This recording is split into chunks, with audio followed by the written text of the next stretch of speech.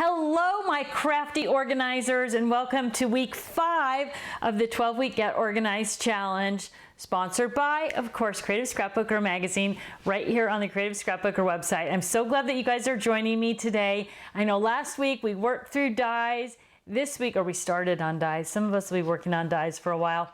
This week, we're going to talk about getting your stamps organized, both unmounted stamps and wood-mounted stamps. You're going to use a very similar system for both of them, just a little bit different because obviously unmounted stamps are flat, wood-mounted stamps are not. So two different storage devices there. So what do you need? You're going to need additional pages for your catalog, which we started last week. Ink, a printer or copier is going to work great. If you're going to stamp out every one of your stamps, there's some advantages to that. You get to play with your stamps, you get to test your inks, you get to test the stamps, you get to practice your stamping technique, but it does take a little bit longer and it makes a little bit of a mess.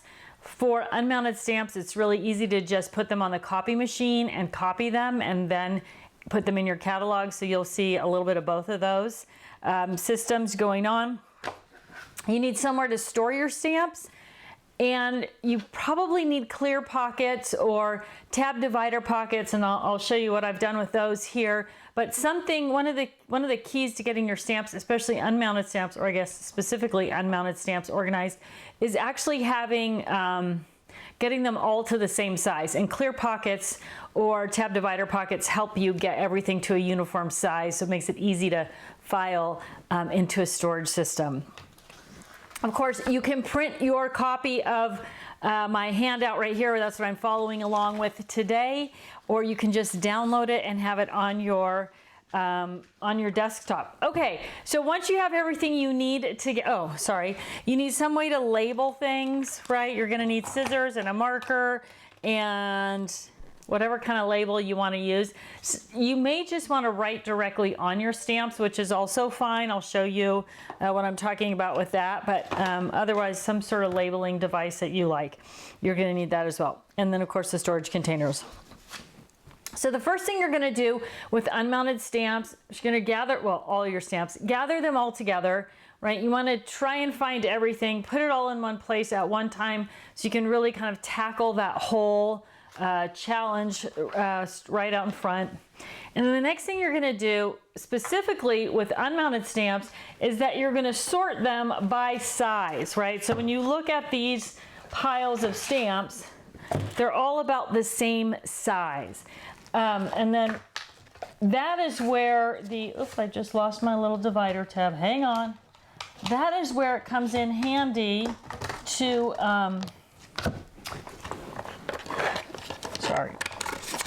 there we go. That is where it comes in handy to have the divider pockets or the clear pockets, because anything that isn't the right size, like none of those, you can use the pocket to bring it up to size. So like this one, right? This one needed just a little bit of a boost. Or if it doesn't have acetate on both sides, that's the other reason that you're going to want a tab divider pocket or something like that. So your stamps that have acetate on both sides, your unmounted stamps, they don't really need to be in any sort of pocket or protection, right? They've got that acetate, protects both sides. Everything's clear, it's easy to see. So you don't really need to worry about that with the pocket, as long as the size is the right size. So I'll go through some of these as we're talking and show you what that is all about. Now with wood-mounted stamps, the size doesn't matter.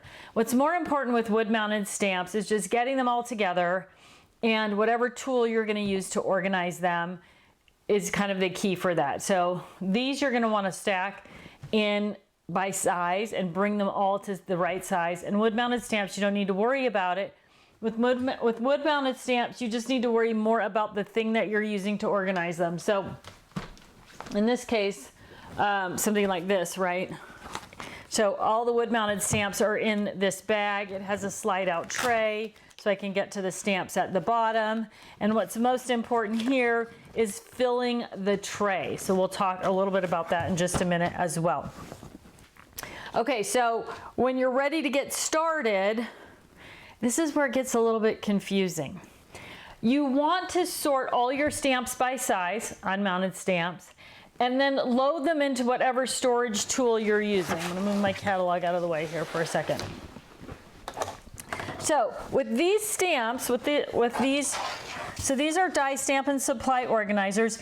Each section in a die stamp and supply organizer is going to hold 12 stamps, right? So the thickness of each section is going to hold 12 unmounted stamps, and that's either, that could include dies, but it doesn't have to.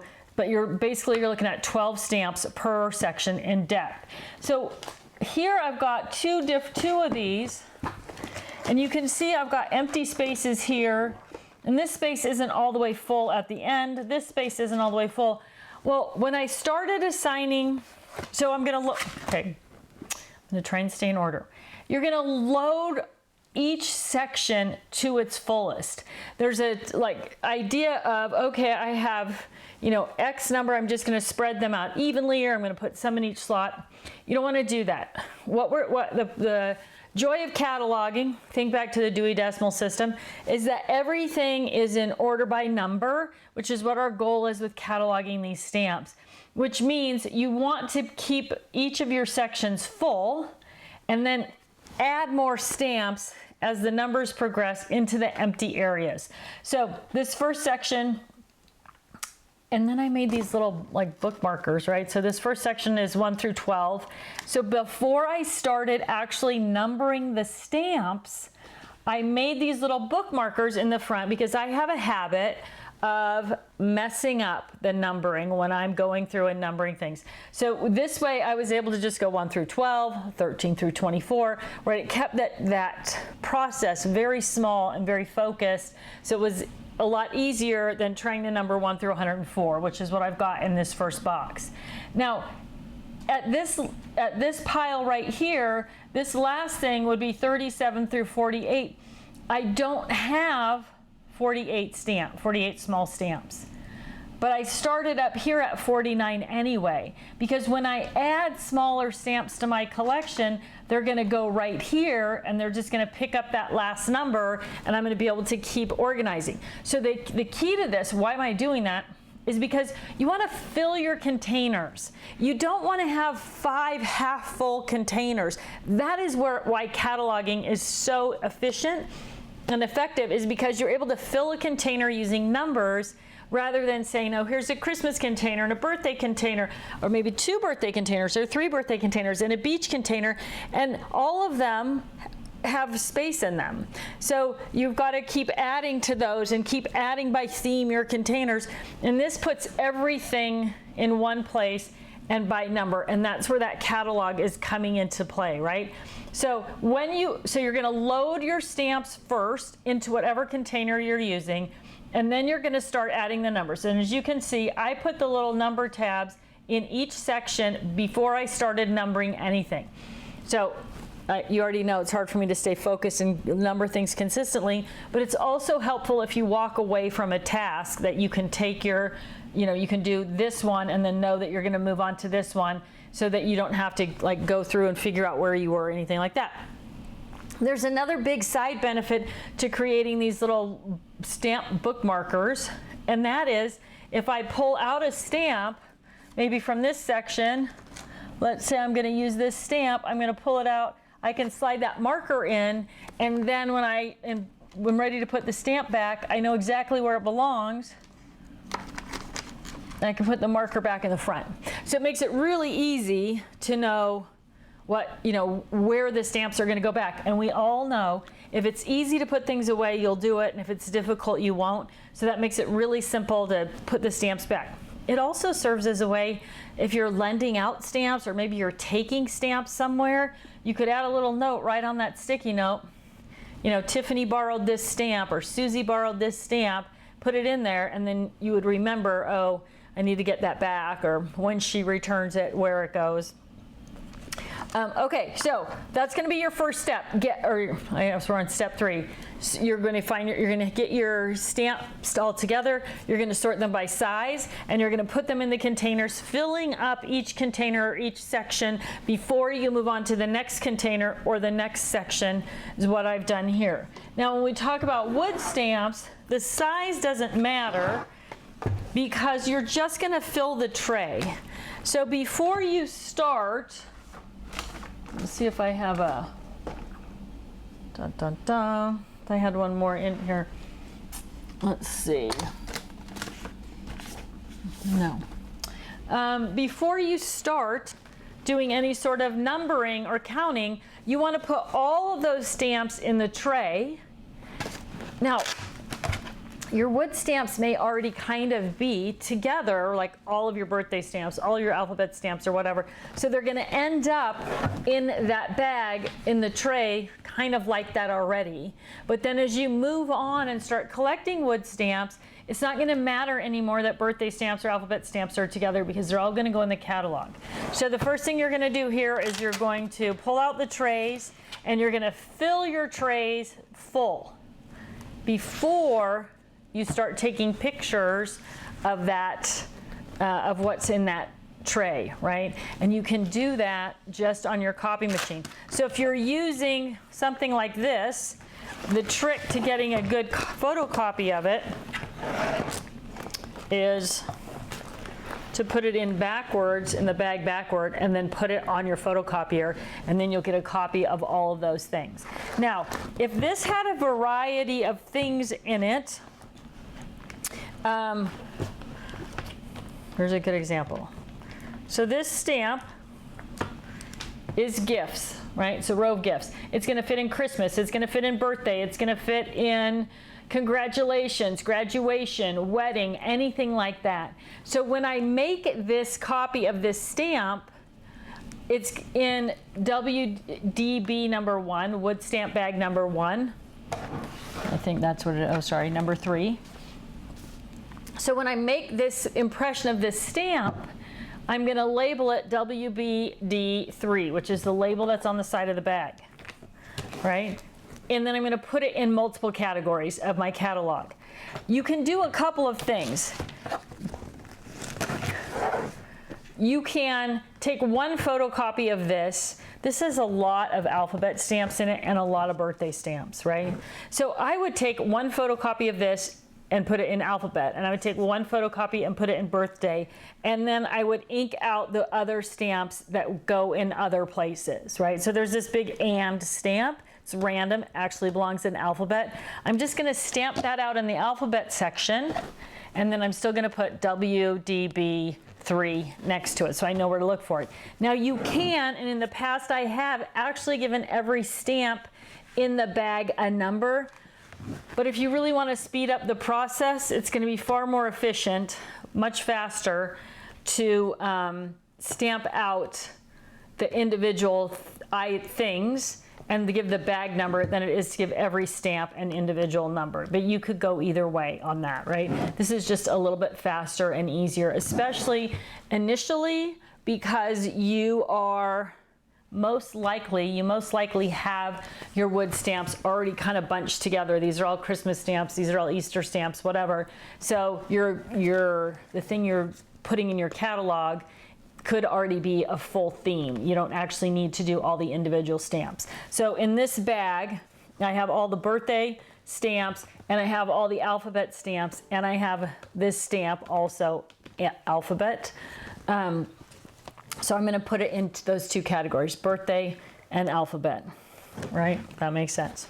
Okay, so that's what you're going to do with wood stamps. Now, when I go to my catalog, I'm going to open my catalog up here, and I'm going to go, so right here in the front section, there is the photocopy of this bag, right? Boom. And it is labeled right here. So I know exactly where to go to find any of the stamps that are in this photocopy. This side are my unmounted stamps. And you can see I've just got numbers right there I can't see them because I don't have my glasses on. But if I wanted to use this stamp, it's got the number 182. So I know I can go right here to this section, go to 182, pull out that stamp set, use it, and when I put it back, I'm gonna pop it right back in the back. Now 182 happens to be the last stamp here. This section will hold to 188. So the next 5 sets of stamps that I get that are this size, they're just gonna get those numbers and they're gonna be added. So if I had just purchased this stamp set, this is a just sentiments. Life is tough, but so are you. So this is just kind of general motivational sentiments. It's gonna go in my section labeled sentiments. It would become, I would 183, and I would add it right to the back. And I would label it in here as 183 as well, right? So that's the basic process going forward. And the other thing is, well, so right here at the bottom, this says SR alphabet. So that means scrap rack alphabet section. So these are actually in my scrap rack instead of being in here. And that is the beauty of cataloging, is that everything doesn't have to be in the same container for you to find it easily. So I can just as easily find my wood mounted stamps right here as I can find my unmounted stamps that are here or that are in my scrap rack.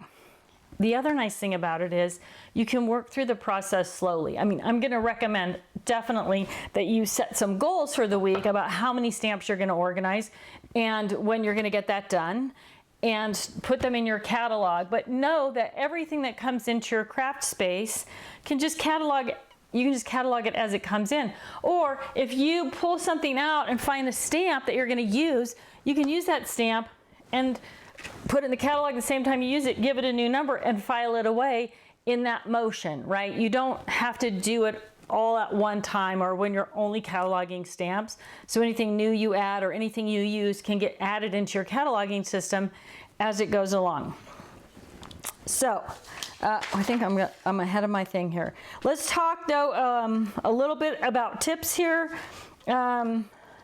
If you have extra space in your container, be sure to leave a number. The numbers, so same thing here. These spaces are empty. This is what's gonna fit in those spaces. I've left those numbers and I left my little cards in there so I remember what those numbers are.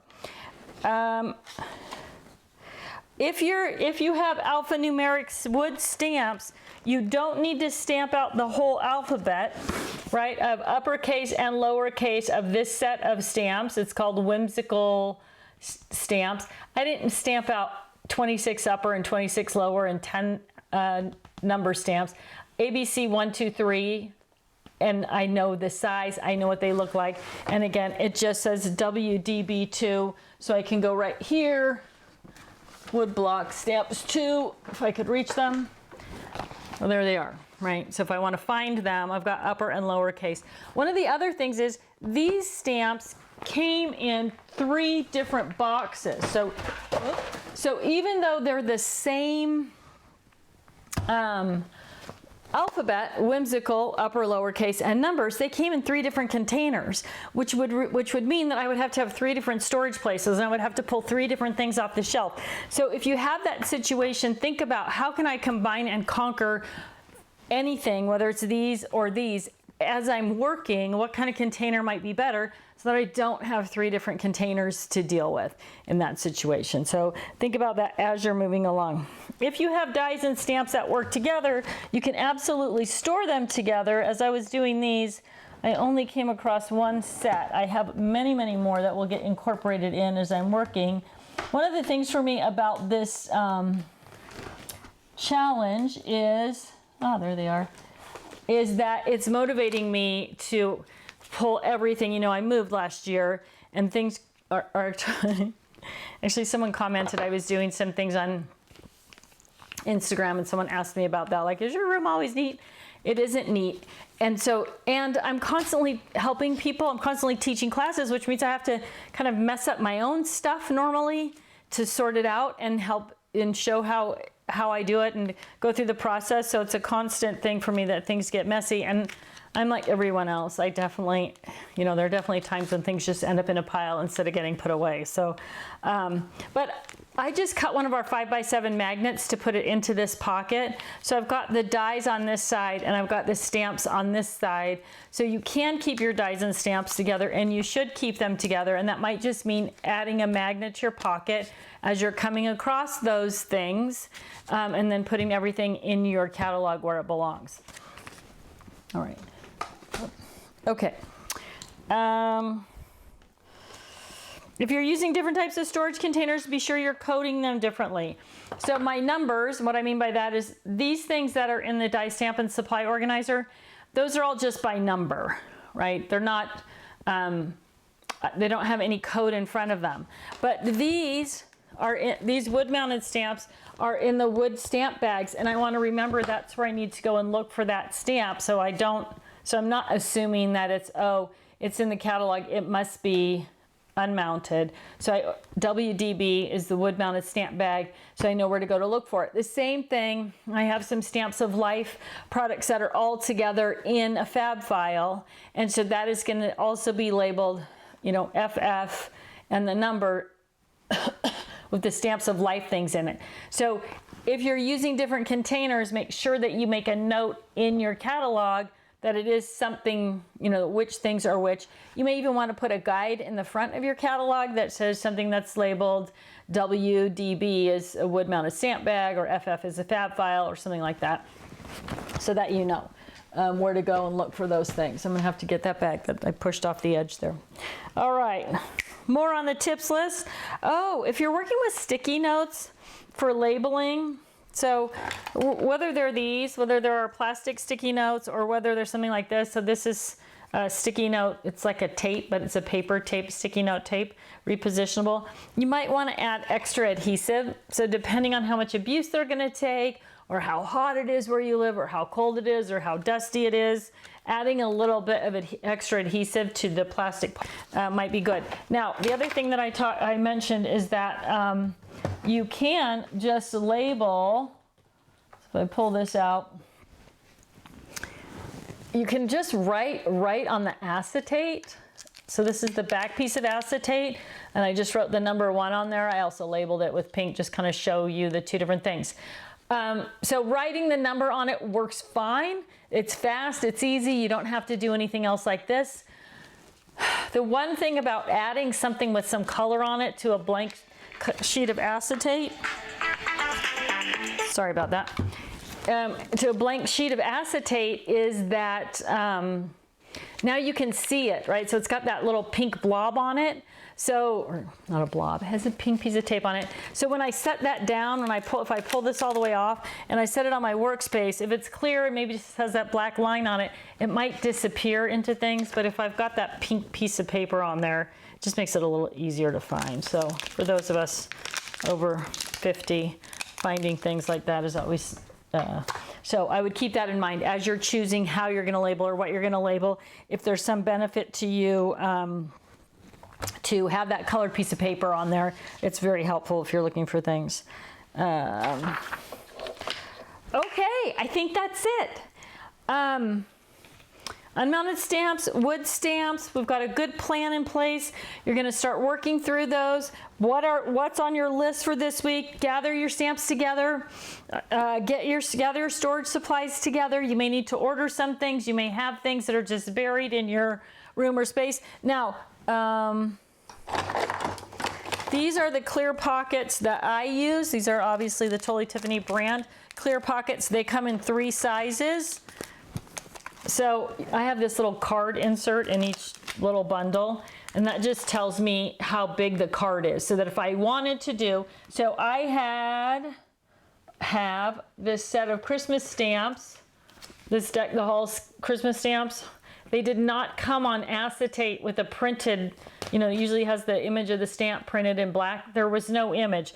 So I had to create my own image of the stamps, which is why I have this dimension in here, because if I'm cutting insert sheets for my pockets, I want to know the right, I don't want to guess, right? I just want to look at it and go, okay, that's the right size. So there are 3 sizes of clear pockets, and these are what I use to bring everything up to the same size. They're very slippery when you open the packaging, which is why I have them all, you know, just hooked together in, so I've got a brand new package, but I also have it hooked together with the loose ones because they slide away everywhere. So you're using something like clear pockets. The Die Stamp and Supply Organizer is designed to hold the small, the medium, and the large in each section, which is why I used all three of them. But you can also use something like our tab divider pockets. So this is 2 sheets of stamps, alphabet stamps. If you want to do something like that, you can use tab divider pockets as well, which is what else I've got over here. And then of course scissors and a paper trimmer, kind of all the basic things that I need. Pop that back in there, good to go. So you're gonna need those type of supplies to decide what you need and where you're gonna use it. And there are different pocket manufacturers out there. There's different brands of pockets. They're all a little bit different size-wise. So it's more about what stamps you use. I kind of find that everything fits here. Like here's the small one, small pocket. These are the medium pocket. And then the large pocket. Maybe I didn't use large pockets in my back section here. I didn't. I used all 6x6 pockets, but the large ones fit in the back pocket if that's what you're doing with. There you go. Okay, so gather your supplies, set aside the time that you're going to need to organize, sort, label, and store 2 containers of stamps. And remember, a container is defined personally. A container for you might be a shoebox. A container for somebody else might be a, you know, recipe card file, whatever it is that you're going to sort. Do 2 of those this week. And now's the time to just start adding on those little bits of, I need to organize a little bit more paper. If you're still doing dies and embellishments, a little bit more of those. The most important thing is to decide what you're going to do this week and set that goal and then execute that goal. And once you've met your goals for the week, make sure that you're taking advantage of your reward. Very important to keep yourself motivated and inspired. And last but not least, don't forget to enter the contest, right? We have a contest every week where we're giving away a great prize bundle, but you have to enter every single week. All right, everybody, I think that's it. Are you ready to get your stamps organized? I can't wait to see your posts and progress on the Facebook page and hear all about how it's going for you. And remember, you don't have to do every stamp in your collection. You just have to get started, get a program going, understand the process, and then you can just keep moving forward the same way we're doing with everything else. We're just doing a little bit more each week. All right, my crafty friends, thanks so much for tuning in. Thanks for joining me right here at Creative Scrapbooker Magazine for the 12-week Get Organized Challenge. I look forward to talking to you again next Monday. Oh, and I believe when this video comes out, or the Monday of it, it's Canadian Thanksgiving. So happy Thanksgiving to all of my crafty Canadian friends. I hope you're having a lovely holiday. Take care, everybody.